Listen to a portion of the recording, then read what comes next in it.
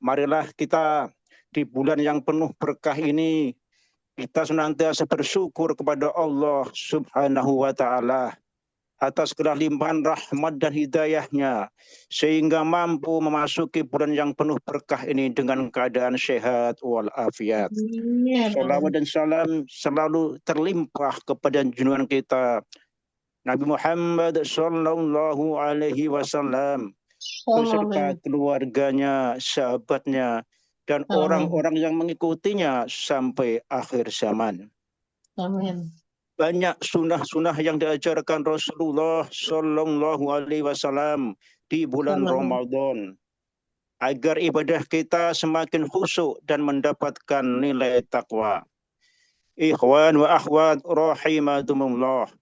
Dalam kesempatan kali ini akan kami sampaikan beberapa sunnah-sunnah yang diajarkan Rasulullah Sallallahu Alaihi Wasallam dalam menjalankan ibadah puasa. Sunnah yang pertama adalah makan sahur. Sahur adalah ibadah sunnah berupa makan di akhir waktu dengan meniatkan diri untuk menunaikan puasa Ramadan. Rasulullah Shallallahu Alaihi Wasallam memerintahkan sahur karena di dalamnya terdapat keberkahan. Rasulullah Shallallahu Alaihi Wasallam bersabda, "Tasakhuru fa inna fis syuhuri barakah." Makan sahurlah kalian, karena dalam makan sahur itu ada keberkahan. Hadis riwayat Bukhari Muslim. Sahur juga merupakan ibadah pembeda dengan puasa orang-orang terdahulu. Hal ini sebagaimana sabda Rasulullah Sallallahu Alaihi Wasallam, "Fadlu ma baina syiyamina wa syiyami ahlil kitabi aklatus sahur." Perbedaan antara puasa kita dengan puasa ahli kitab adalah makan sahur. Hadis riwayat Muslim. Karena dalam makan sahur terdapat barokah, sebagaimana yang dijelaskan di depan. Maka Rasulullah Shallallahu Alaihi Wasallam menganjurkan untuk makan sahur meski hanya dengan seteguk air. Dan sebaik-baiknya waktu makan sahur adalah mengakhirkan waktunya. Rasulullah Shallallahu Alaihi Wasallam bersabda, "As-suhuru akalatum barakah, wala tada'uhu walau ayyakhra'a ahadukum jafratan min ma'i, fa inna Allah wa malaikatahu yusalluna 'alal mutasakhirin." Makan sahurlah adalah berkah. Makan sahur adalah berkah, maka jangan kalian meninggalkannya. Walaupun salah seorang dari kalian hanya meneguk seteguk air.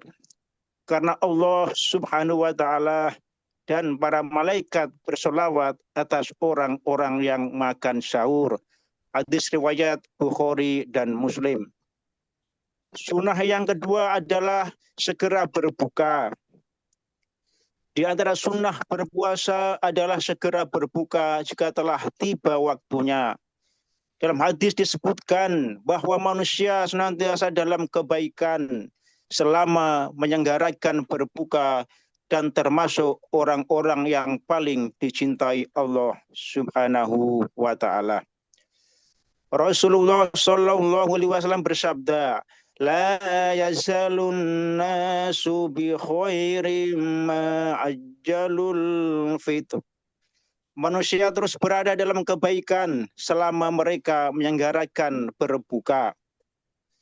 Hadis riwayat Bukhari dan Muslim. Sabda Rasulullah Shallallahu Alaihi Wasallam yang lain, "Inna habbu ibadi ilayya a'jaluhum fitran." Hamba-hambaku yang paling aku cintai, kata Allah, adalah mereka yang menyelenggarakan berbuka puasa. Hadis riwayat Ahmad dan Tirmizi. Disunahkan berbuka dengan kurma matang dan minuman yang manis. Jika tidak mendapatkan kurma yang matang dan minuman yang manis, disunahkan untuk berbuka dengan makanan yang halal, apa saja yang bisa digunakan untuk berbuka. Hendaknya saat berbuka kita berdoa dan memohon kepada Allah Subhanahu wa taala. Karena waktu-waktu tersebut adalah waktu mustajab untuk berdoa. Hal ini sebagaimana sabda Rasulullah Shallallahu Alaihi Wasallam, Inna lis-sha'imi inda fidrihi la da'watan ma tarad. Sesungguhnya doa orang yang berpuasa ketika berbuka tidaklah tertolak. Hadis riwayat Ibnu Najah. Sunnah yang ketiga adalah memperbanyak membaca Al-Quran, zikir, doa, sholat, dan sedekah. Di antara sunnah yang lain adalah membaca Al-Quran, zikir, doa, sholat, dan memperbanyak sedekah. Hal ini sebagaimana sabda Rasulullah Sallallahu Alaihi Wasallam, Salasatun la turadda da'watuhum asyamu hatta yubtir wal imamul adil wa da'watul adlumi yarfa'uha Allahu fawqal amil wa yaftah laha abwabas sama' wa yaqulu rabbi wa izzati la ansurannaki walau ba'da hin. Ada tiga golongan manusia yang doanya tidak akan tertolak oleh Allah Subhanahu wa taala. Orang yang berpuasa sampai berbuka, pemimpin yang adil, dan doa orang yang terzalimi. Allah akan mengangkat doanya sampai di atas awan dan dibukakannya pintu-pintu langit untuknya. Kemudian Allah berfirman, demi keagunganku, aku benar-benar akan menolongmu meskipun tidak serta-merta. Hadis riwayat Tirmizi. Rasulullah Shallallahu Alaihi Wasallam menjadikan orang yang paling dermawan khususnya di bulan Ramadan. Sebagaimana diriwayatkan dari para sahabat, Nabi Muhammad Shallallahu Alaihi Wasallam adalah orang yang paling dermawan dengan kebaikan dan lebih dermawan lagi pada bulan Ramadan. Ketika Jibril radhiyallahu an bertemu dengannya, Jibril menemuinya setiap malam Ramadan untuk menyimak bacaan Al-Qur'annya.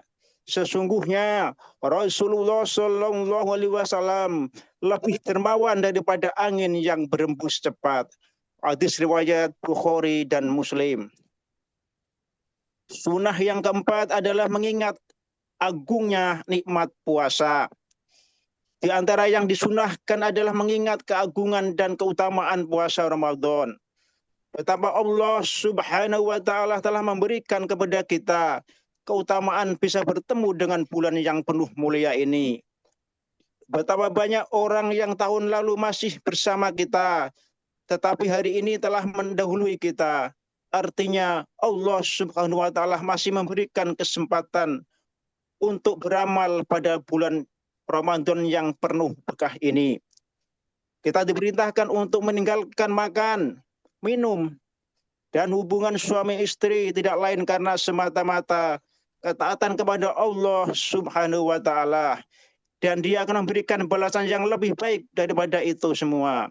Sabda Rasulullah Shallallahu Alaihi Wasallam, Innaka lan tada'a syai'allah azza wa jalla illa a'taka Allahu khairan minhu.